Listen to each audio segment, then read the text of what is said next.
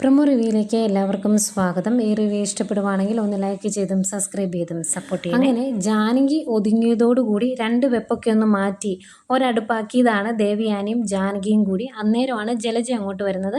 എന്നിട്ട് ജലജ പറയുന്നുണ്ട്, ഇവിടുത്തെ രണ്ടടുപ്പ് മാറ്റണ്ട എന്നാണ് എൻ്റെ മരുമോളുടെ അഭിപ്രായം. അതുകൊണ്ട് ഞങ്ങൾക്കുള്ളത് ഞങ്ങൾ ഉണ്ടാക്കിക്കോളാം എന്ന് പറയുവാണ്.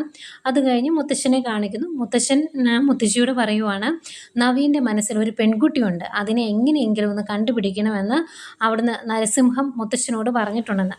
ഇനിയിപ്പം നവീൻ്റെ മനസ്സിലെ പെൺകുട്ടിയെ കണ്ടുപിടിക്കാനായിരിക്കും നമുക്ക് 2-3 എപ്പിസോഡ് പോകുന്നത്. പിന്നീട് അഭിയെ കാണിക്കുന്നുണ്ട്. അഭി ജലജയോട് പറയുവാണ്, ഇന്നത്തെ സാഹചര്യത്തിൽ നവ്യയെ നമ്മുടെ കൂടെ നിർത്തിയേ പറ്റുള്ളൂ, അതുകൊണ്ട് തന്നെ അവളെ കൂടെ നിർത്തണം. പിന്നെ അവളുടെ അനിയത്തിമാരുമായിട്ട് അവളെ തെറ്റിപ്പിരിക്കണം. അവസാനം അവളെ അനന്തപുരിയിൽ നിന്ന് പുറത്താക്കുകയും വേണമെന്ന് പറയുന്നു. അതൊക്കെ കേട്ട് അമ്മായിയമ്മ വീട്ടിലേക്ക് വരുന്നുണ്ട്. എന്നിട്ട് നവ്യയുടെ അടുത്ത് നിന്ന് പറയുവാണ്, ഇനി നിനക്ക് ഇഷ്ടമുള്ളതുപോലെ നീ നടന്നോ, ഇവിടെ ആരും ചോദിക്കാനും പറയാനും ഒന്നും വരികയില്ല. ഇനിയിപ്പം മോഡലിങ്ങിന് പോകണമെങ്കിൽ അതും ചെയ്തു.